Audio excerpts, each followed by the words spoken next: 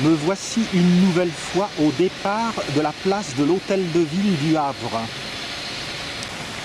Je vais effectuer un circuit de 14 km, celui de la Porte Océane.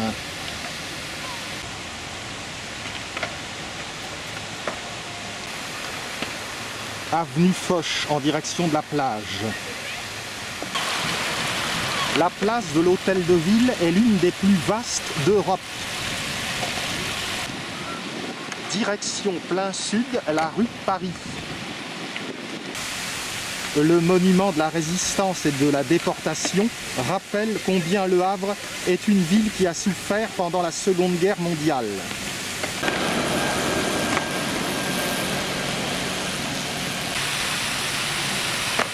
Tour-lanterne de l'église Saint-Joseph.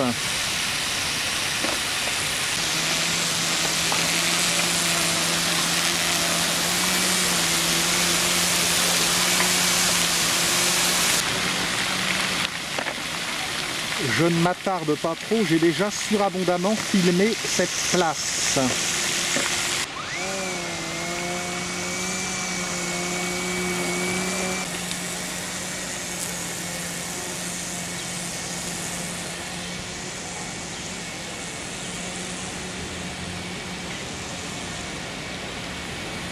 Rue de Paris.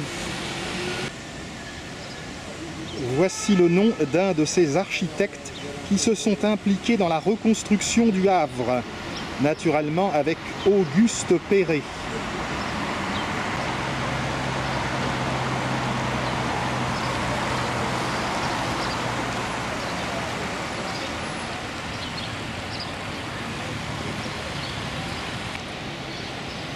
Voici un exemple de l'architecture Perret, le magicien du béton armé.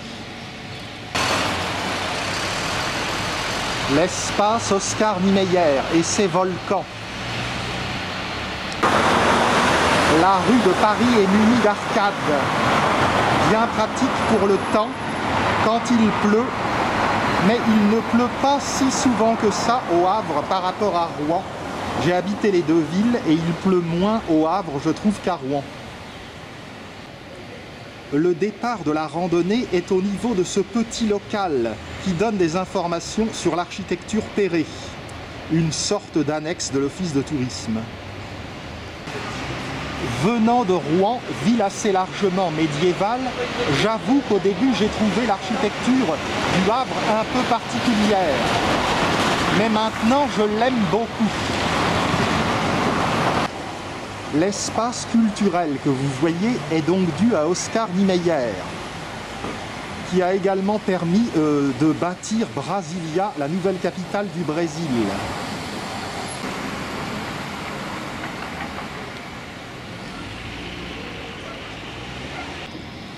En progressant, voici qu'apparaît l'autre volcan. Sur la gauche, le quai Georges V. Nous allons l'emprunter pour longer le bassin du commerce. Puis nous emprunterons la passerelle.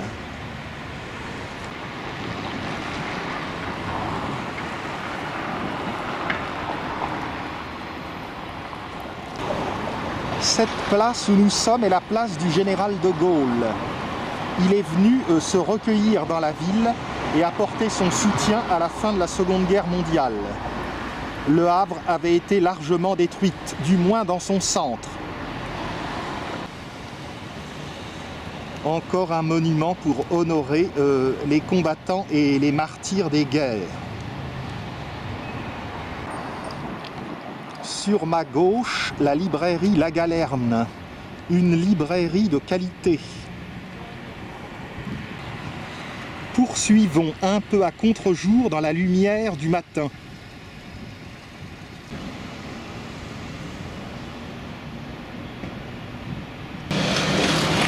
Le bassin du commerce.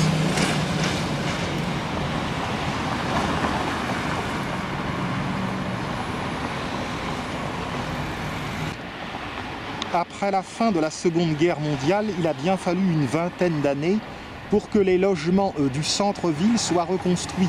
Et ce doit être vers 1965 que les dernières personnes ont abandonné les baraquements provisoires dans lesquels elles étaient logées. Les tropiques au Havre. Si Rouen est beaucoup plus ancien et remonte aux Gaulois, Le Havre a été fondé par François Ier en 1517. Les plans du noyau originel avaient été confiés à un architecte italien, Bellarmato. Au XVIIIe siècle, l'ingénieur François-Laurent Lamandé a dressé des plans pour relier le quartier Saint-François à droite au quartier des Affaires qui s'était développé de ce côté. Et le bassin du commerce a été créé. Je ne peux que vous encourager à rechercher sur YouTube des images du Havre d'avant septembre 1944, un mois sinistre où la ville a été bombardée.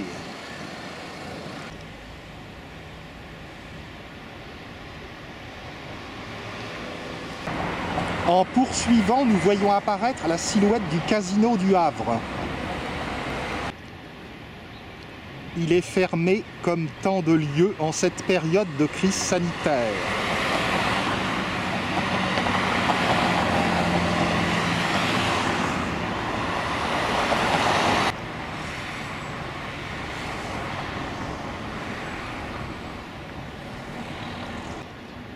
Voici la statue du roi chevalier François Ier, un roi de la dynastie des Valois-Angoulême. C'est lui donc qui a fondé Le Havre en 1517. Juste à côté, le sémaphore. Et le clocher de l'église Notre-Dame du Havre, la cathédrale Notre-Dame du Havre.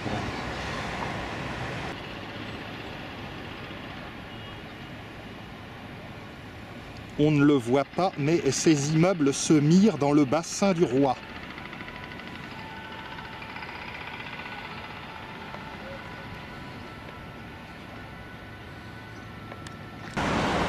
Nous allons emprunter la passerelle à Auban, due à l'architecte Guillaume Gillet.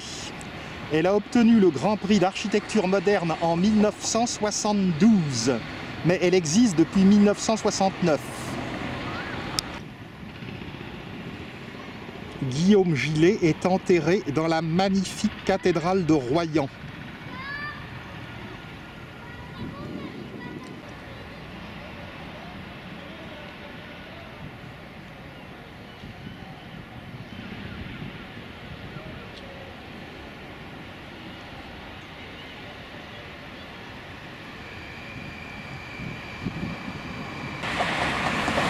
Empruntons cette passerelle. Le quartier Saint-François de l'autre côté est le quartier des restaurants du Havre et également le quartier des Bretons. Un quart de la population du Havre est d'origine bretonne.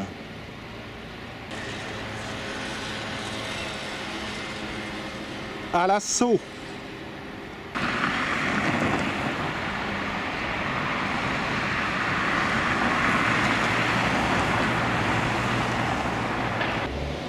La base nautique du bassin du commerce.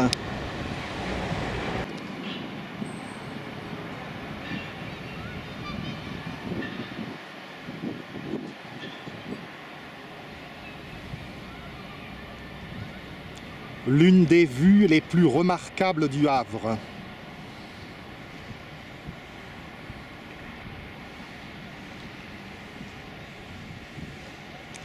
Assurément l'une des plus célèbres.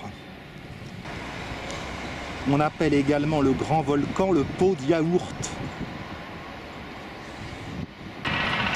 À contre-jour, de l'autre côté, la masse du World Trade Center. Nous allons pénétrer dans le quartier Saint-François. En voici l'église.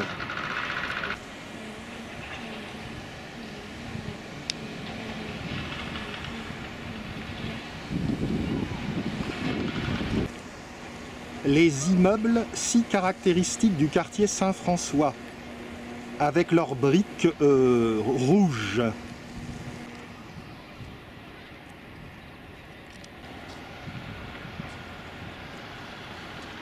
Non, non, ce n'est pas Arcachon, c'est le Havre. Et en plus avec le soleil.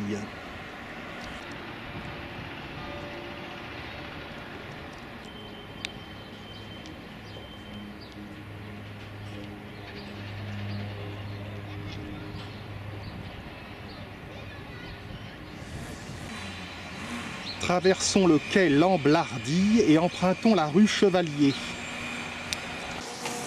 Un dernier regard avec le recul sur cette passerelle gilet.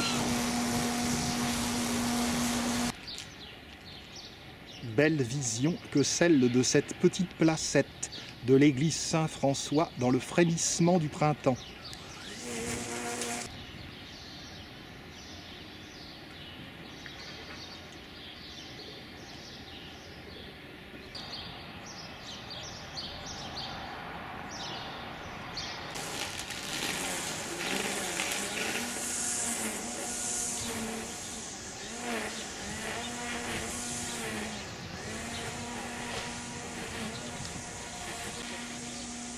C'est donc sur la place du Père Arson que se trouve l'église Saint-François, dont je n'ai jamais visité l'intérieur. Je la trouve toujours fermée.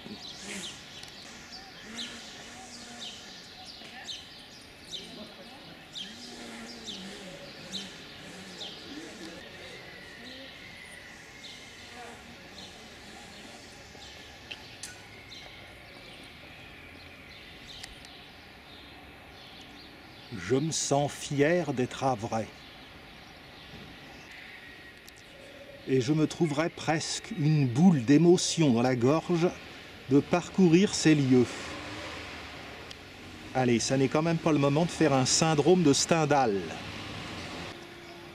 Naturellement, l'église Saint-François est encore une fois fermée. Mais qu'à cela ne tienne, ça me permettra de faire un film à part, spécifiquement sur cette église.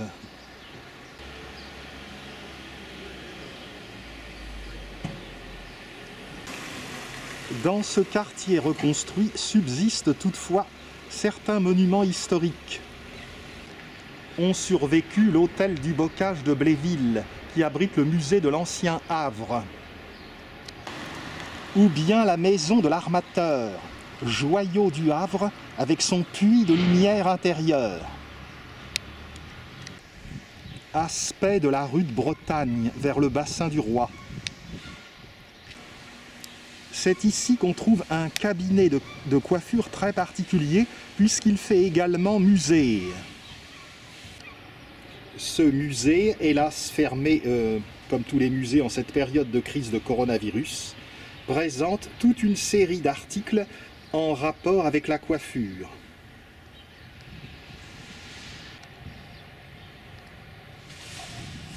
Messieurs, si vous voulez y aller avec du palmolive, les bandes dessinées d'antan, sorte d'imagerie d'Épinal.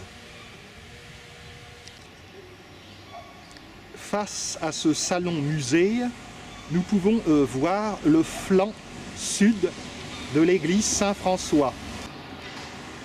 Un peu plus loin, le magnifique hôtel du Bocage de Bléville, musée de l'ancien Havre.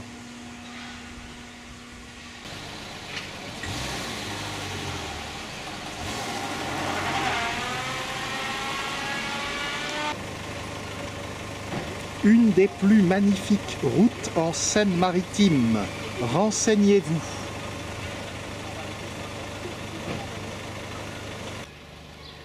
Vue d'ensemble de l'église Saint-François, dont nous voyons que cette partie a été soigneusement restaurée, nettoyée. Le chevet.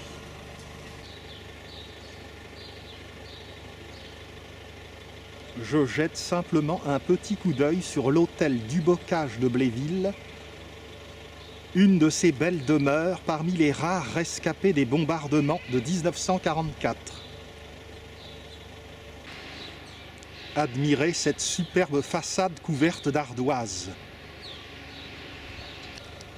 mais je reprends la route. Tournons à gauche.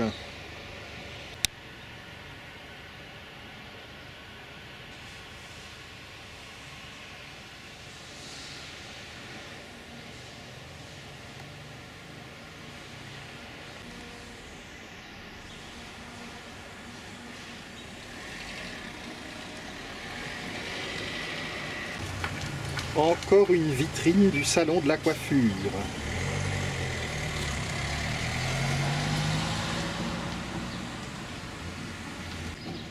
Je tourne à gauche dans la rue du Petit Croissant.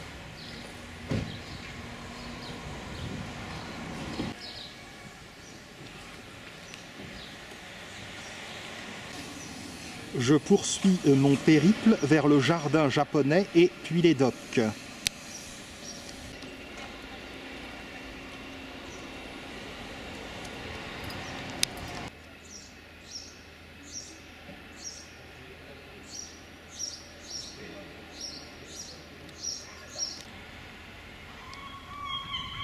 Aspect du quartier Saint-François. Il y a encore un vieux Havre.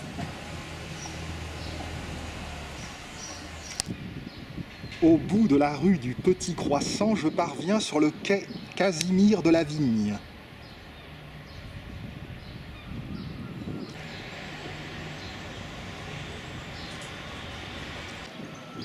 Je repasse à l'extrémité de la rue de Bretagne, revoyant le chevet de l'église Saint-François et l'hôtel du Bocage de Bléville. Je ne vous étonnerai pas en vous disant que ce quartier breton abrite moult crêperies.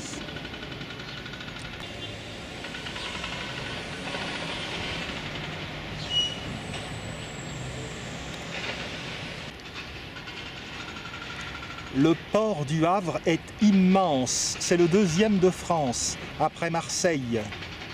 Un jour, il faudra que je le visite en bateau, ça se fait, et je vous montrerai un petit peu toutes les installations.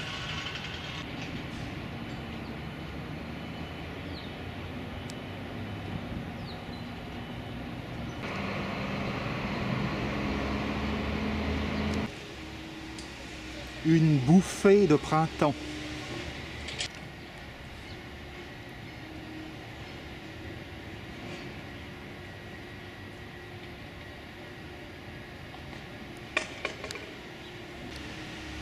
Je me retrouve au niveau de l'extrémité est du bassin du commerce et également à proximité du World Trade Center. Empruntons la rue André Carotté.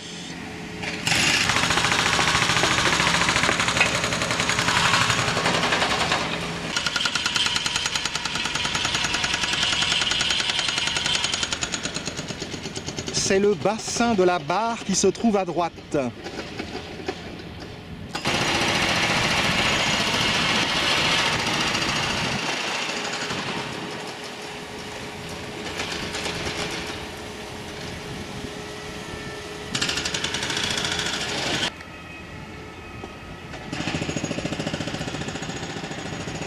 Ça n'est pas du Auguste Perret.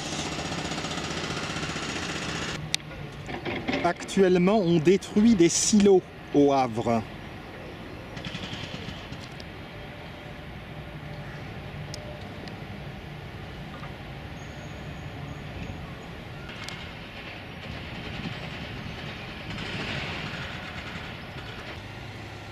En face, la masse verdoyante du jardin japonais, dont l'ouverture est quelque peu confidentielle. Je vous engage à regarder mon film sur ce jardin sur ma chaîne YouTube. Le quartier est bien encombré de travaux. Tournons à droite.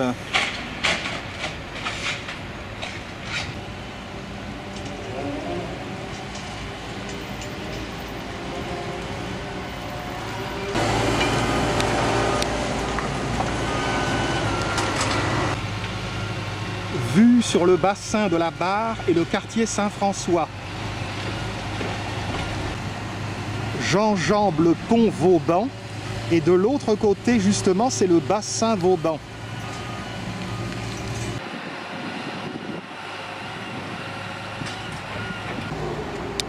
le relais hertzien de Graville.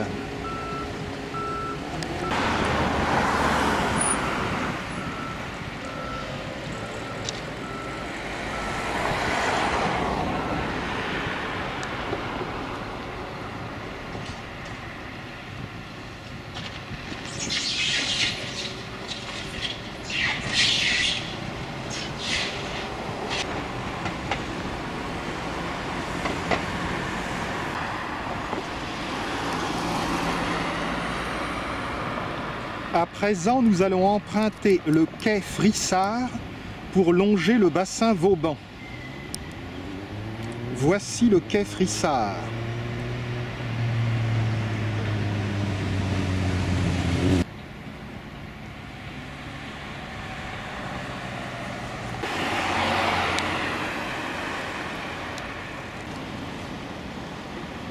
En face, le cours de la République.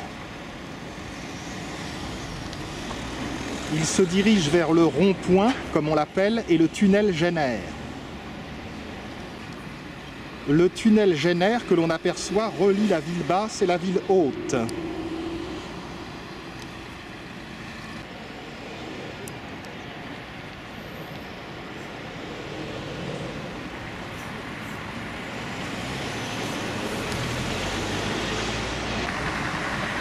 Ceux qui vivent sur les hauteurs du Havre jouissent tout simplement d'une vue magnifique.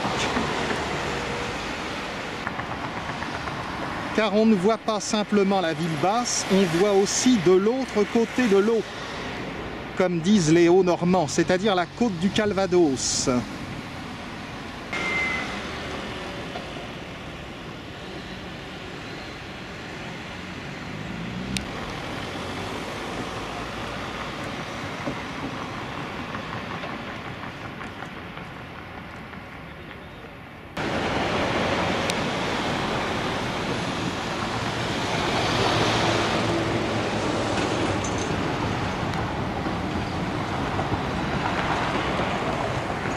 La centrale électrique du Havre qui vient de fermer. L'école nationale supérieure de la marine.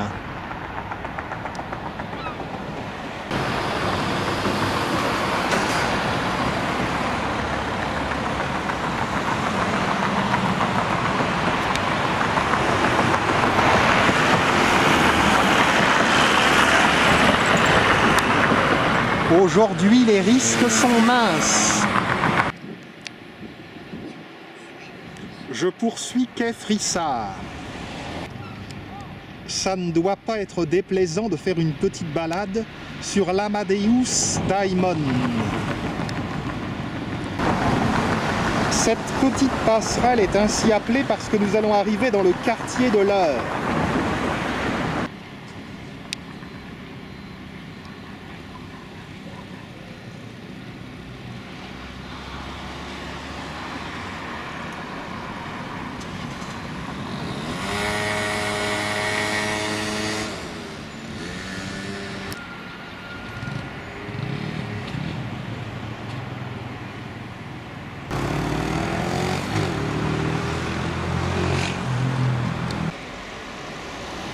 Voyez comme nous sommes bilingues au Havre.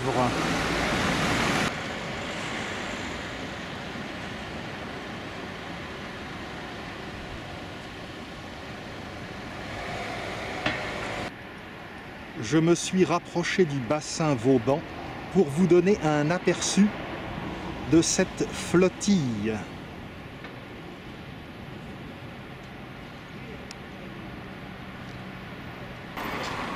Plus loin, le centre commercial des docks a investi sur 52 000 m² l'ensemble de ces bâtiments qui ont été construits à partir de la moitié du 19e siècle pour agrandir le port du Havre. Réhabilité par l'agence Reichen Robert, l'ensemble des docks abrite désormais un cinéma multiplex, une jardinerie, des restaurants et également des boutiques de spécialités locales ou régionales. L'itinéraire, toutefois, m'amène plus au sud, par la rue Jean Morel.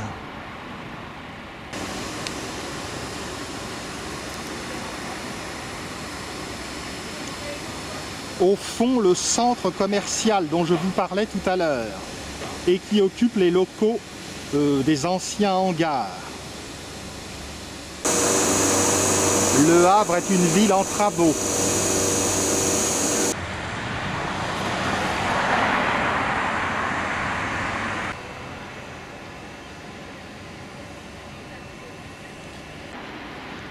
Après quelques pas, nous pouvons voir le bassin Paul Vatine.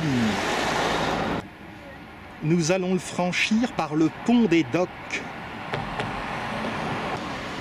Il y a ici de quoi se poser pour observer le paysage.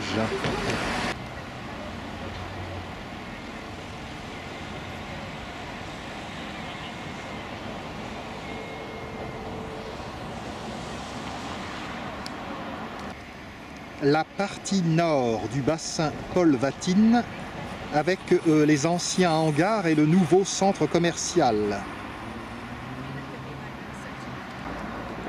Au sud, à contre-jour hélas, les bains des Docks, conçus par l'architecte Jean Nouvel.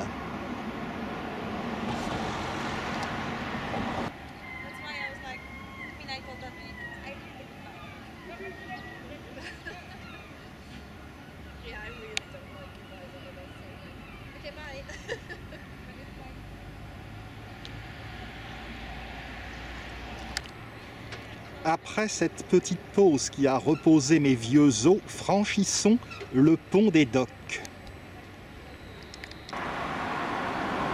On voit le sémaphore.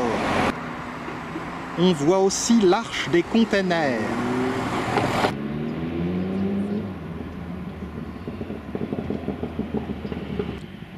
Le pont des Docks est un pont tournant.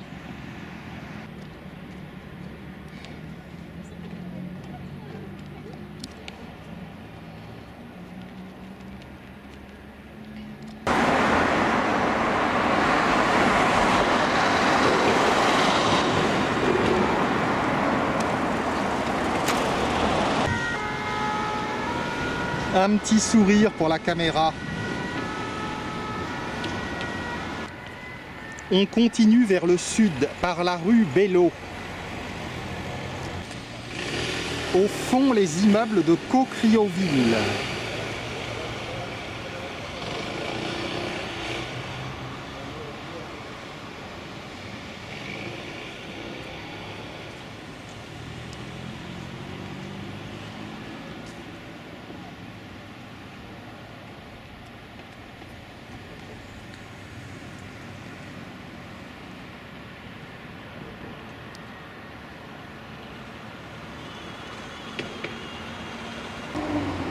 On longe le bâtiment des bains des Docks.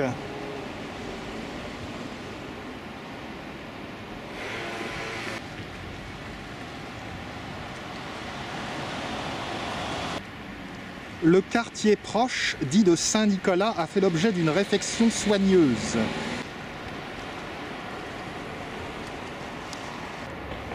Je poursuis dans la rue Bello.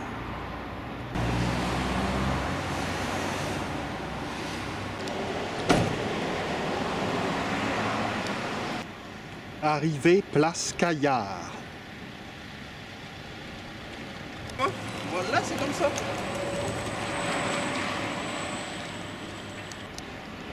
Un noyau plus ancien se trouve à proximité.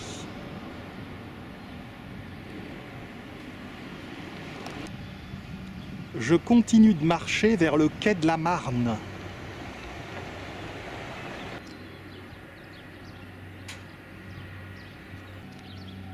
Un phare? Non, l'église Saint-Joseph.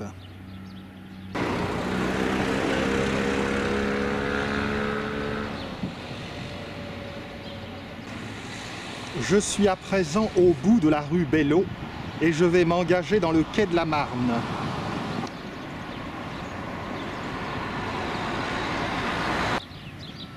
Cette zone portuaire a fait l'objet d'un bel aménagement.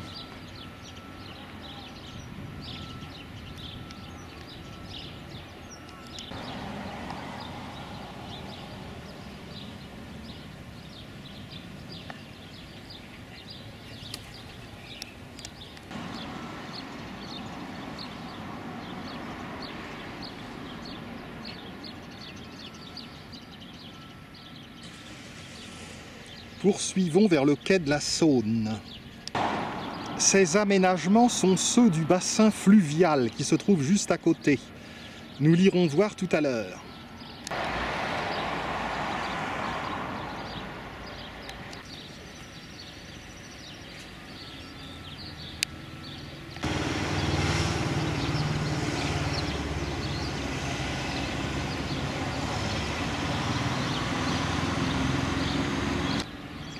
Rue des Dockers.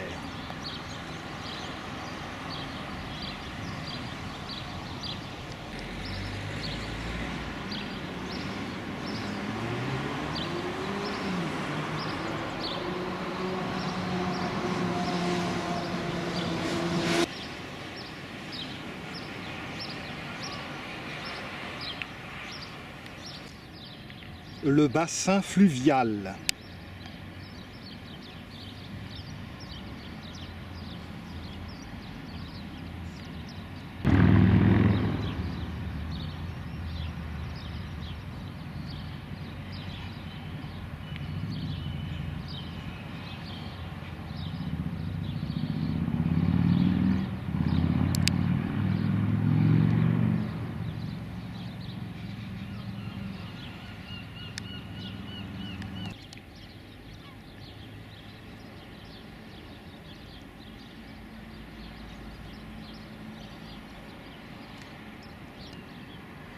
Le jardin du bassin fluvial, tout simple, ne manque pas d'allure.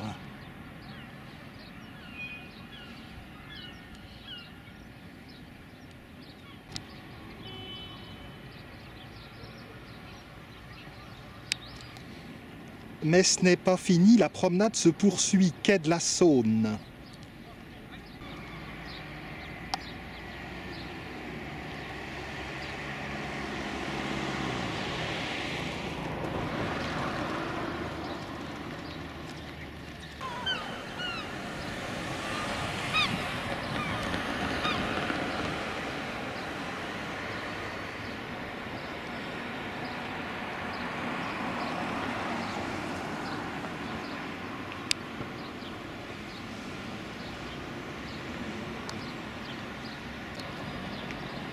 Poursuivons donc par le quai de la Saône.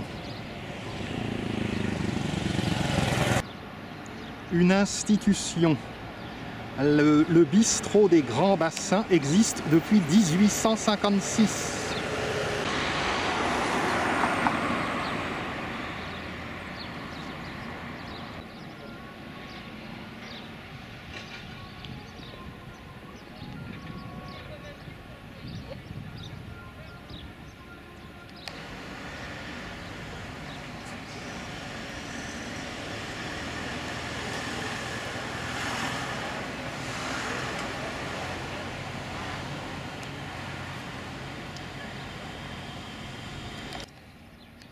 En quoi le site de l'usine EDF va-t-il être reconverti ?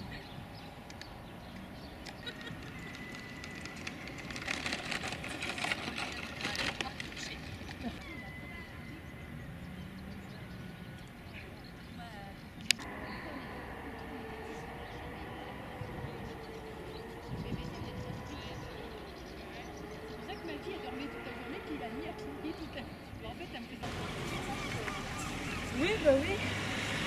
Après, normalement,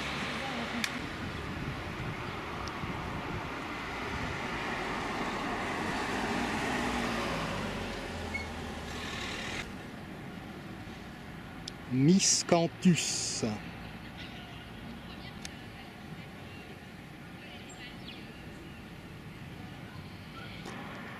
On poursuit jusqu'au bout du bassin fluvial et on va tourner à gauche, dans la rue des Chargeurs Réunis.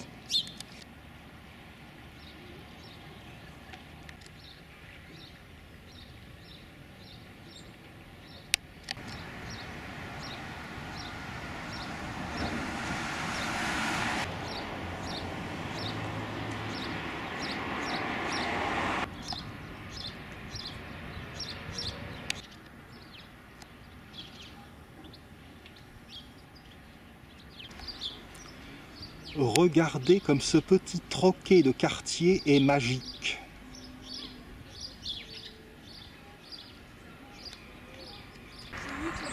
Et comme ces maisons anciennes sont soigneusement entretenues.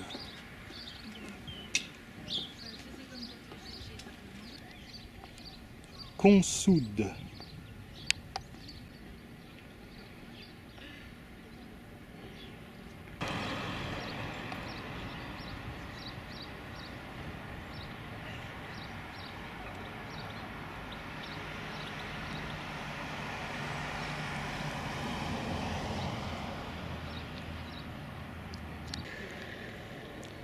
Influence flamande en Normandie.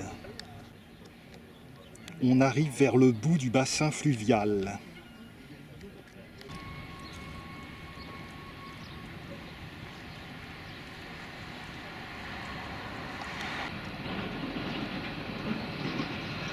Ambiance de port. Une expérience inspirée des Pays-Bas. Dans ces containers logent des étudiants.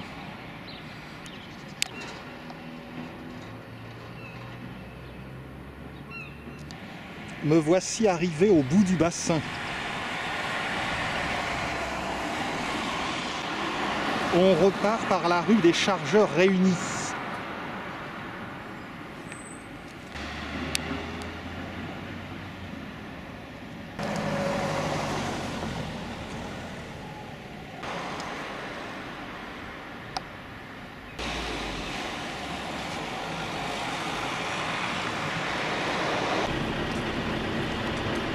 Je me trouve au cœur d'un quartier en friche, en pleine transformation.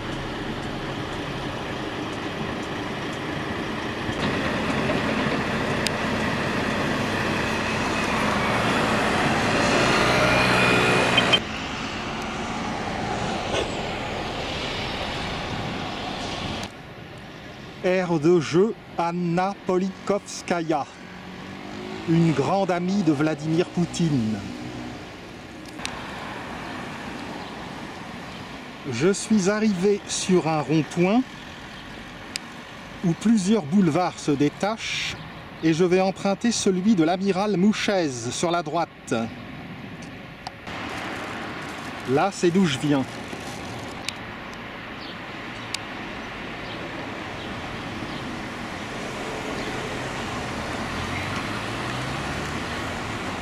Là, c'est où je vais.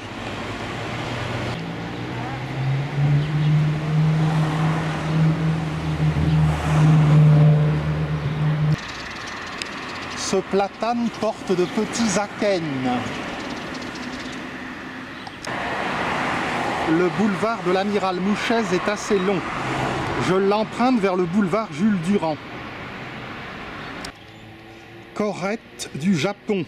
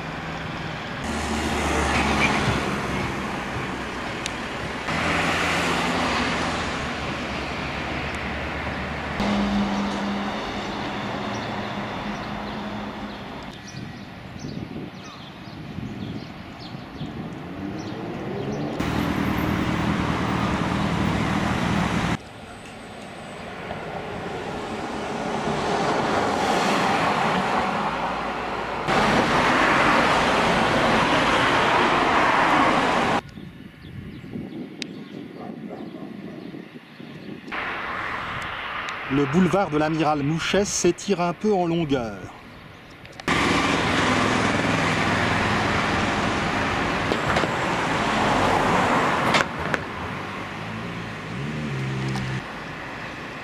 Encore un beau bloc de maisons anciennes.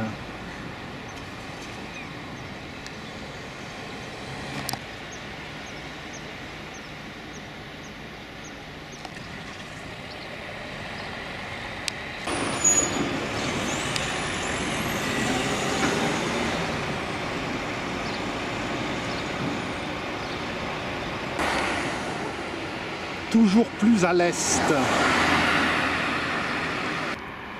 L'ancienne usine à café Le Gall. Petite maison de quartier Croquignolette.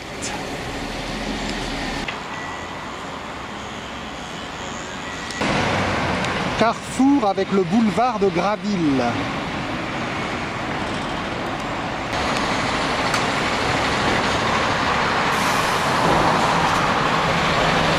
Je poursuis boulevard Jules Durand. Je vais bientôt quitter cette zone peu propice à la balade pour tourner dans la rue Armand-Agasse. Le coin ne séduit pas l'œil mais témoigne du passé industriel du Havre.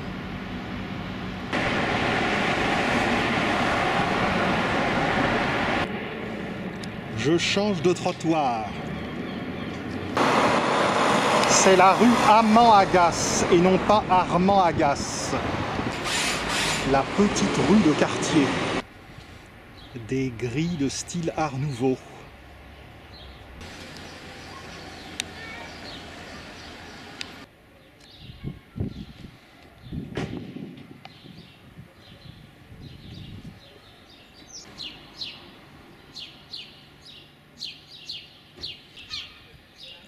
On progresse jusqu'à la rue de la Vallée.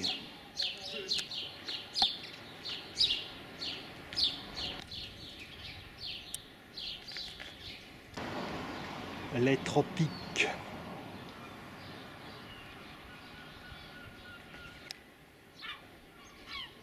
En dehors du grand tourisme.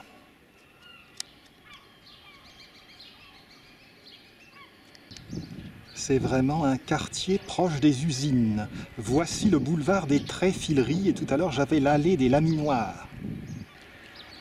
Je continue dans la rue Amand-Agasse.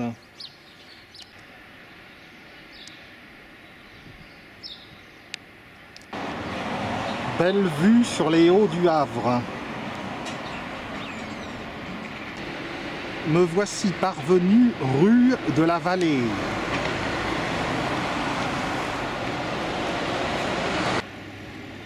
Je vais m'arrêter provisoirement ici avant de vous emmener prochainement vers la ville haute.